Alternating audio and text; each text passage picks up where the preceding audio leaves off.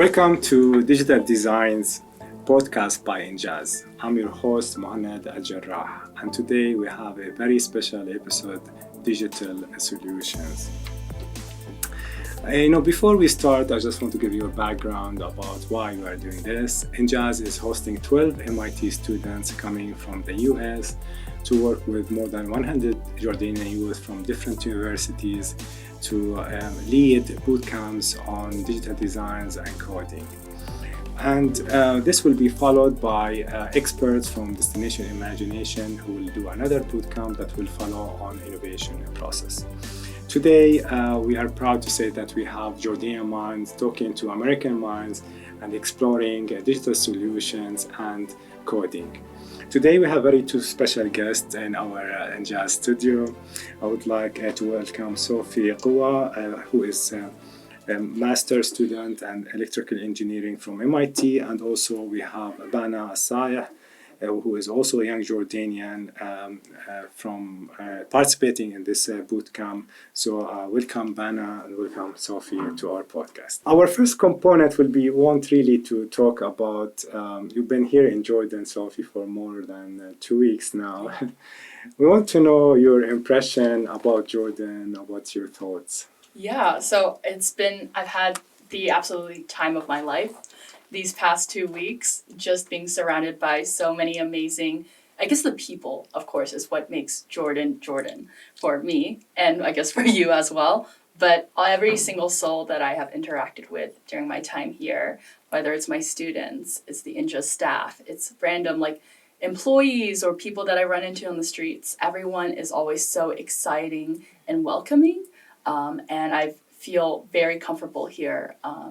Everyone is just so lovely, and I've been very happy these past 2 weeks. That's great. And did you try Jordanian food? Yeah, of course. Yeah. So my actually first day that I landed, me and my friend were just walking along the street looking for food, and we walked into the first restaurant that we found, and we walk in and we're asking the guy, what do you have? Can you have menu? He goes, no, only mansaf. And we're like, menu? What's mansaf? And he's like, only mansaf. And then he gave us the mansaf, there's the yogurt broth that you pour after talking to some of the staff. Jamid. What's it called? Jamid. Jamid. Yes. Also, excuse my Arabic, excuse my pronunciation. But yeah, he gave it to us. His English also wasn't really great, so he just gave it to us and he goes, drink. Yes. And I was like, is this a drink? I thought it was so salty, it was a soup. And I was so confused. And he did, so I was like, okay, I'll drink it. And I was like, is this what mansaf is? I had no context. I was like, should I just drink this by itself? And then he showed us the pictures on the wall, just the big bowl, the big plate of rice with the lamb, the meat. And I was like, wow, that's so much. And I was like, okay, me and my friend, we shared one portion. He brings it out. It was one of the best meals I've ever had. Great first impression, and then pouring it on top of the mansaf and eating that. So it was so good. That's good. We also have a great shawarma. Did you try the Jordanian shawarma? Oh yes, of course. It's like I was saying earlier. It's like I've had shawarma, and it seems like every single day I have a shawarma. Yeah, and you have told me one of your hobbies is cooking, right? Yeah. And so I hope you will be able to do a mansaf. Yeah, the only problem is lamb is so expensive in the States. So I'm eating all the meat I can while I'm here. Well, welcome to Jordan. Thank you. Ben, I want to know more about your impression and seeing and being part of this workshop bootcamp with 12 MIT students. Did you learn any new insight about the US culture? Did you have the chance to talk to MIT students? Did you see this enjoyable experience? Yeah. Actually, it's a new experience for me, both technically and cultural experience. At the first week, we met Lara. She told us about what she's doing. Super impressive. All the students are super impressive. They both have different fields merged in together, and it's really amazing. Going to our topic today, which is about digital designs, can you explain for us what do you mean by digital designs? Yeah, so digital design is anything, in my opinion, when digital, you see the word digital, that's something that, uses a computer or something that uses some piece of technology. Design is how can I use this technology and use it and, understand the right parameters and specifications for a specific problem. So design is taking a problem and understanding what you need to kind of like change about it. What are the parameters? What problems does it have to solve? And using the tools that you have, which in our form are digital solutions. So, for example, using computer science or AI, and using that to solve your specific problem, and using, the problems to create your design parameters, design your parameters. That's great. And during these 3 weeks boot camp, can you tell us about the agenda and what was the key components of these boot camps, the 3 weeks? We are almost 2 weeks now, going to the third week, right? Yeah, of course. Yeah. So I agree that I think as the instructors, we're very ambitious in teaching the students, because I think us as instructors are all very excited about a lot of topics. And so we wanted to teach the students as much as possible. So I hope you're learning a lot. But we were also very surprised by how much the students are able to learn, despite, I agree, like what we're teaching the students is quite a lot of content. So the first week we were teaching students, just introduction to Python. Python is a specific coding language that is very commonly used these days in a lot of applications, and it's, in my opinion, one of the easiest computer programming languages to learn. So we wanted to give our students this baseline for that, so teaching them Python, and then as well as introduction to web development. So also teaching them other components of web development, such as HTML, CSS, and how to build a website, how to style your website. So that was week 1. Week 2, we decided to focus our program a lot on fundamentals of machine learning and very hot AI topics these days, because we see this as a very emerging trend that everyone's seeing in their day-to-day lives. Like ChatGPT is a form of a natural language processing method, and everyone has used ChatGPT in some form or so in their day-to-day life. So we wanted to give students an understanding of what is natural language processing, kind of like demystifying this magical thing that is ChatGPT. Another thing we wanted to dive into is computer vision. So that is, how do we have computers see the world, processing images, video, and make meaning out of that. And then lastly, we wanted to just teach the students generally like data analysis and visualization. So today, like, there is so much data that is being generated in this world, regardless of like what area of research you're working in. So we live in a very data-driven society these days. Like if you use an app, if you want to find a restaurant, you want to see like what are the best ratings. So everything is governed by data. But how can we give the students the tools to be able to take this data, answer any questions they have about the world? So that's analyzing the data and then visualizing it. So plotting it, understanding, making meaning out of it. So those are, and then of course continuing with web development. So having the students continue building their own website, and this is in the form of like a personal portfolio. So that was week 2, was kind of like a deep dive into these topics. So there's 4 topics: data analysis and visualization, natural language processing, computer vision, and then web development. And then today we just started the beginning of week 3, which is essentially like the final project week, where the students are applying these skills that we've taught them into their own projects in their own areas of interest. And hopefully over the course of this week, us as the instructors will be mentoring the students on their projects, and hopefully they'll be presenting it at the end of this week with the skills that they have learned. We are looking forward to see the final presentation. So do you think, Sophie, digital designs are for people who have 4.0 GPA and very smart, high IQ, or do you think anyone can go into digital designs? And what's your thoughts on that? Yeah, of course, I think anyone can go into digital design. I think what we have to do is we have to remove that stigma that computer science and coding is only for the smartest people out there. In the end of the day, I think it's if you remove that stigma, and as long as you introduce people to these ideas early enough, it's kind of like computer science is just another language in the end of the day. It's a computer language. So you have kids who are 4 or 5 year olds. Some of I think you guys learn Arabic and English growing up, Yes. right? It was used in your everyday life. So that's in the way that you get better at a language is you just you introduce to it first of all, and then you just practice it. So As if it's life learning experience, long life learning. Long life learning. Yeah. So I believe that as long as we, just normalize computer language in our day-to-day life, like if you introduce that as a third language, I think very young kids could pick it up. But digital design also doesn't have to be in the form of coding. It can be like interacting with pre-made digital tools. So like even just understanding how to use ChatGPT, understanding how to, if I have a task, understanding, like playing around a lot with ChatGPT and learning how to, it's a term called prompt engineering, is where you engineer the right prompts for your specific tasks. So you don't need very technical knowledge to interact with anything digital, and design at the end of the day is just how can I create a solution towards a problem. So you can do that with ChatGPT. If I have a problem, put in ChatGPT and a solution. Bana, you are participating in the bootcamp. Yes. So would like to hear also from you. What did you learn in these last 2 weeks on digital designs and coding? So we need to know what you like and what you like.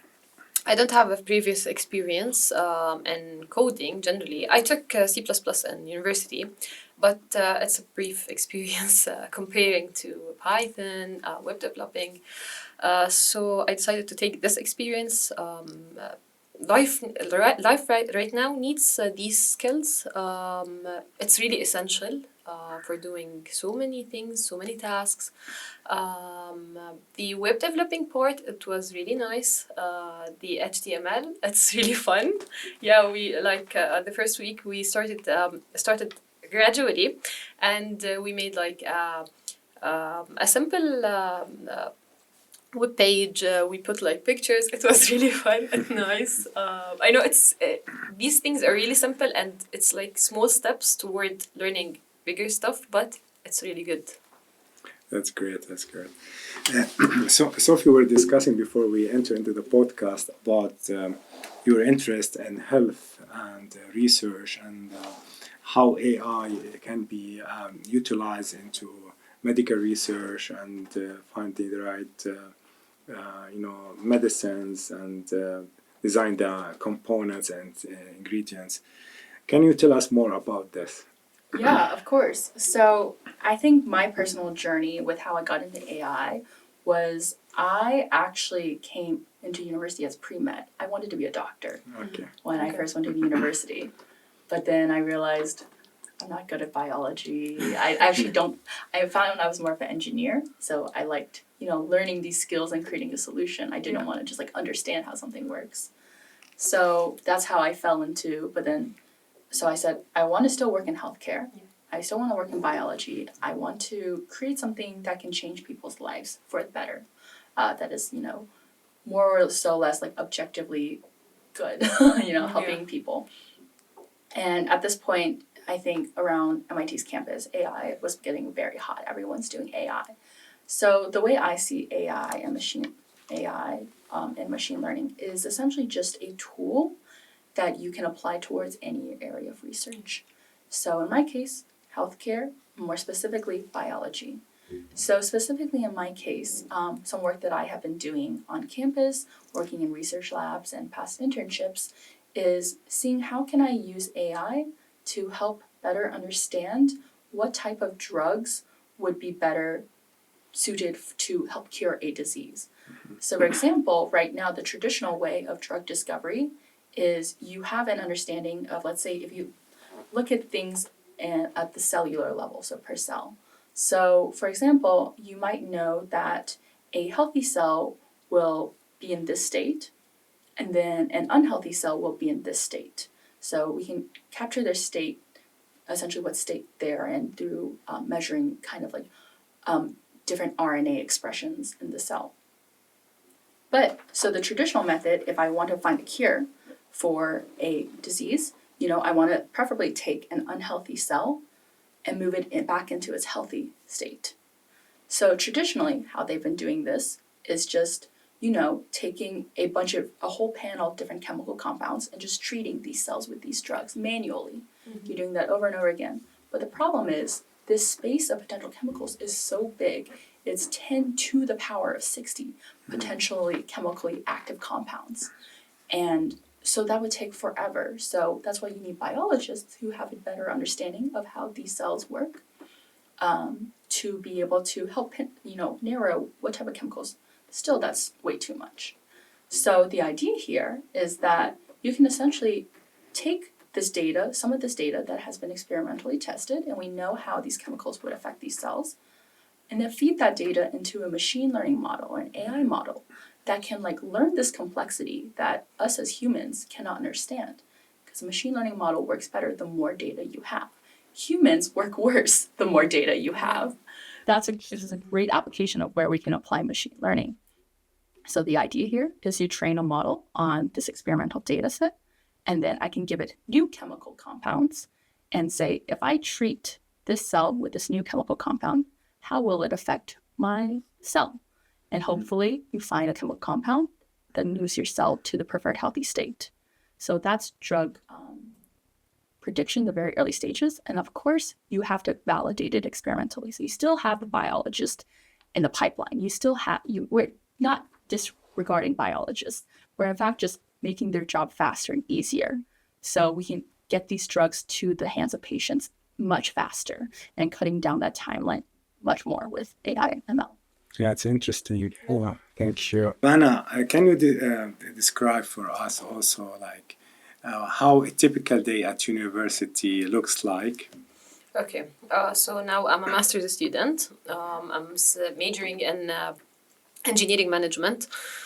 So a typical day would be I go to university, take the lectures. Actually, as a master's student, the lectures are a bit in the afternoon. So at the morning, studying, reading, maybe doing some stuff related to a presentation or a research or for the topics that the doctors or the professors ask us for. Yeah. Thank you. And Sophie, how a typical day at MIT looks like? Yeah, I think very similar, since university, you kind of just go to classes. Some days I have more classes than others. So probably, let's say I have 3 classes a day, I would go to my classes, and the time in between, would be spent going to a library or something, doing coursework, whether you said presentations, projects, studying for exams. For me, I also do research as part of my master's.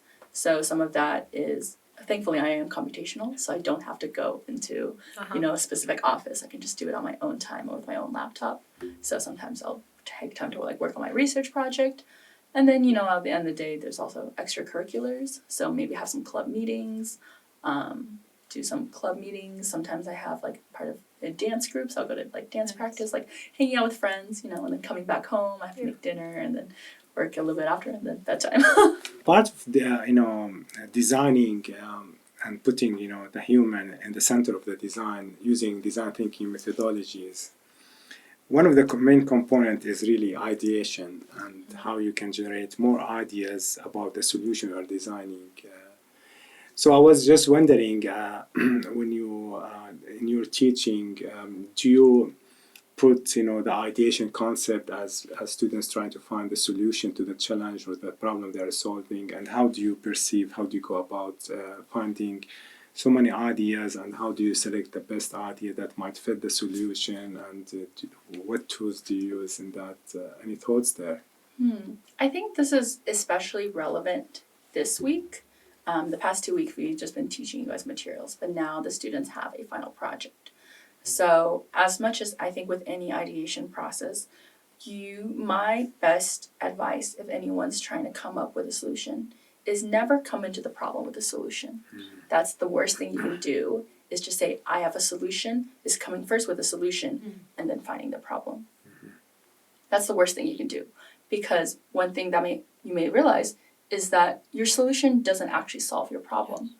And I think that's a pitfall that many engineers kind of do fall into, because engineers are very much technically strong. They know how to use these tools. They know like cool things that they can make.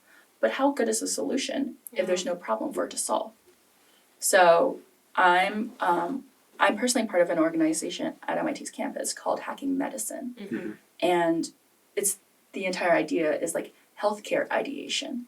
So one thing we do is host healthcare hackathons where people come in with different backgrounds and come up with an idea. They go through this entire ideation process. But the first thing we tell them is never come in with a solution. Mm-hmm. So what you have with my ideation process is you first have to just ask, what are the problems? What are the problems? What are the problems? Like, let's say you choose a area, but then you have to keep on asking, like, what are your stakeholders here? Who is suffering from this problem? For example, if I'm saying in the form of, let's say, creating I'm going to say in the form of like healthcare solutions. So let's say I want patients that are going through, like going to a doctor's office, right? Like, who are your stakeholders? Are they the patients? Are they the doctors? Is it the healthcare system? Something like that.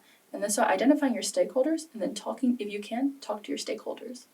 Like, who does this affect? And then asking them, what are your problems? What are your problems? Mm. So what you want is more problems than solutions before. So then you finally understand where the problem is.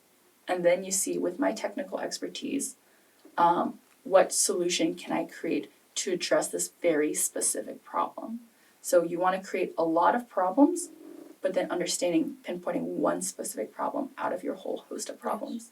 And then fully understanding what technical tools you can use to solve that is the best way. So I like to think of it as a hourglass model. Like, you wanted to get as big as possible, and then you want to get like very specific, and then creating that solution there.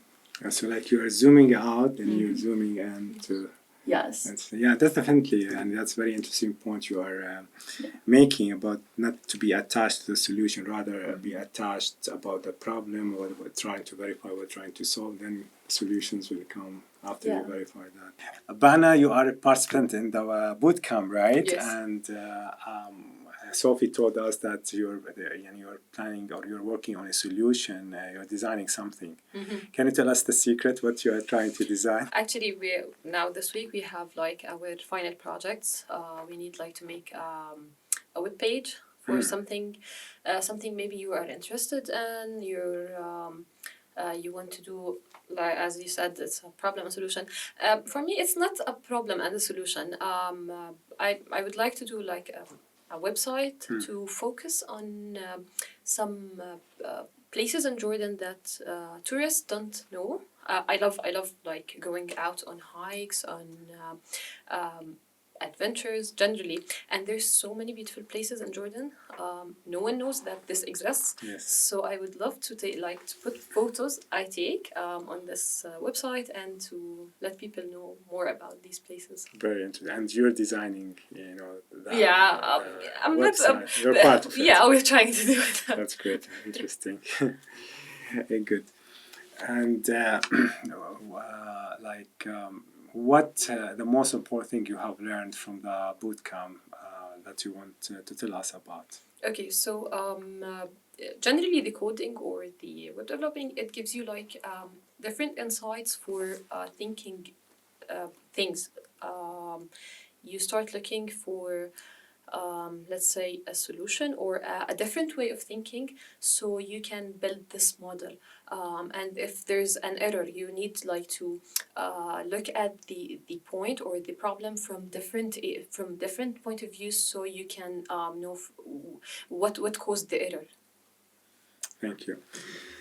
There's something I've been reading about and very interesting. I would like to take your point of view about it, which is something you are teaching. You mentioned a lot about AI and the use of AI, and we're talking about culture and cultural exchange.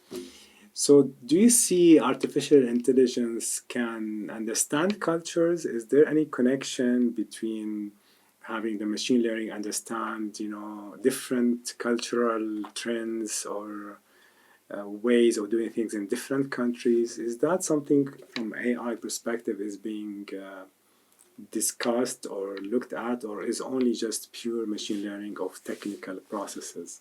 No, of course. I feel like AI is a really great application of understanding culture. I personally don't know if this is something that a lot of people have been talking about, but I think it's a really great idea because at the end of the day, an AI is essentially trained on data. And what is data except products of humans?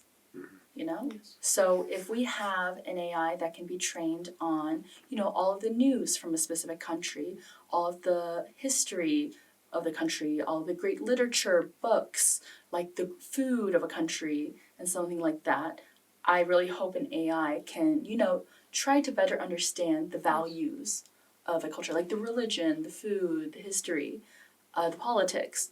I hope an AI can, better understand what a specific culture is. And I think you definitely have probably ChatGPT that has been trained on these large data sets of things. Like if I ask ChatGPT like something about Jordan, I bet it could give me some pretty good answers about, the history of Jordan, what its people value. And I think this is a really great tool for, maybe someone who, if you're developing an application or something, and you want to, target it at one country, but you also want to be able to make it hyper-specific, targeted towards users at a different country.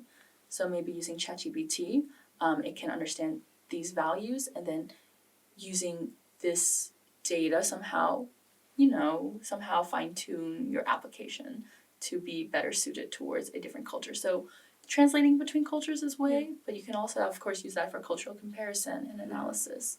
And maybe, if I ask ChatGPT, like, answer the solution to this question from the views of a Jordanian, and then answer the solutions to this question from the views of an American, I bet it would give you quite some different responses.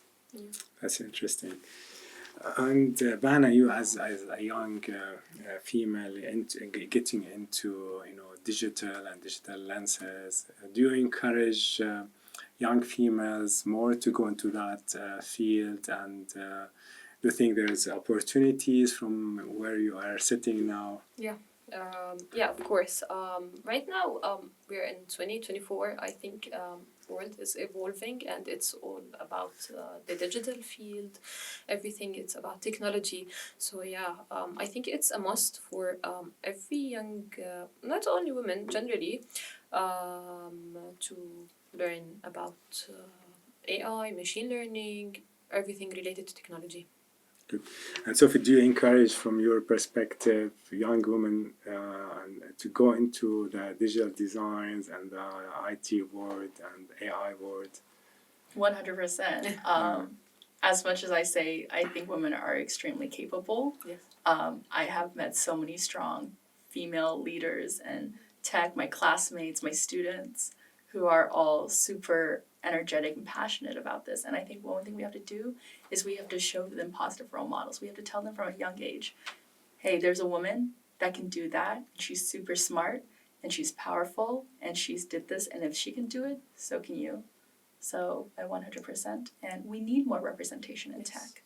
Because at the end of the day, like I've been saying, your AI or your model is being designed, is trained on the data and also reflects the people who design it. So if we want our AI to be as unbiased as possible and to capture these different perspectives, we need women who have female perspectives to design it as well. How do you envision education in the coming few years? I think it will be different from the education that you experienced. So how do you envision the classroom? It's like full of technology and AI machines, and do you think we are shifting from the way we were taught and learned, or how do you see that coming in the coming few years going forward? Yeah, I definitely feel like right now we are on the cusp of something big, kind of like, I at least I wasn't alive when the internet was first introduced, but I imagine it's something similar, Yes. Before when I imagine you learn everything from books. If you wanted to learn something, you look it up in a book. But then my generation, when I was growing up, I was taught, if you want to look something up, use the internet. Google it. Google it, exactly. So as much as I think the next generation if you want to understand something, ChatGPT it. Yeah. Ask an AI. But I think it's a really interesting discussion of how do we incorporate this in the classroom, but let the students continue learning as well. I think one of the biggest fears with everyone's ChatGPT is that humans are going to get very lazy. No students are not going to learn anything. Yes. But so I think it's a very hot discussion that is going on right now with many different people on different sides of the debate. Like, should I allow this in the classroom? I personally am a big proponent of using it in the classroom because I think in the future it's going to be part of our day-to-day life. So why try to ban it when you can use it to maximize and learn more? I can remember the first time I used ChatGPT for learning. I remember Googling things and I couldn't understand something. I was learning a new topic. I was really stressed out in class. But then my friend was like, have you ever considered asking ChatGPT to explain it? And I was like, but I don't want to use an AI. Like, I want to learn it the natural way. And then finally I gave in. I was like, okay, fine. I'll ask ChatGPT. And I understood that topic in half the time of what it would have taken me to Google it. So I think if we empower students, how to use it, I think it can be extremely powerful. I think ChatGPT, though, it doesn't have that human component and that human aspect. So if we teach students how to, still integrate that human aspect in that design process and understanding our own unique perspectives and integrating that in our work, I think it can be very powerful. That's great. This is a question for both Bana and Sophie. It's what's your advice to the young people on learning digital designs and coding? Any advice you'd like to share with the youth? Okay, so as Sophie said before, it's I can say about AI, ChatGPT maybe, like you can say it's a two-sided weapon. You can use it either to empower you, or you can use it in a bad way that would destroy you. So my advice is to learn how to use it properly, correctly, in a way that it would help you, not get you back. Sophie, Yeah. any thoughts there? Going off of that, just like how can you better understand as a young person how to use these technologies?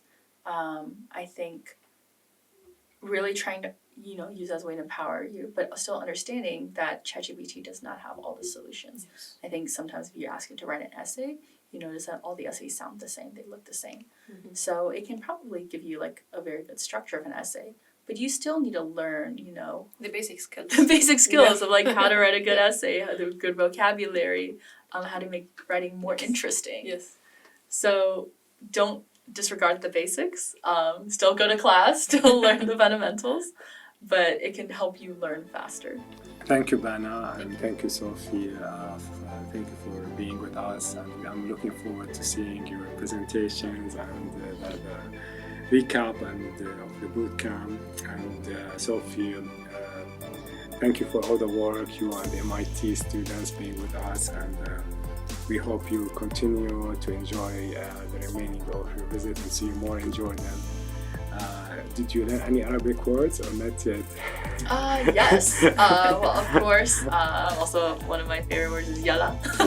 I think especially because we're a big group of instructors and it's like mobilizing this much people at one time. I was like, yalla, yalla, yalla. It's really fun. Well, thank you very much. And to our distinguished guests, thank you very much for being with us. To our listeners, thank you very much. And please feel free to share our podcast and to leave a comment and share it with your network. And looking forward for our next episode. Thank you very much.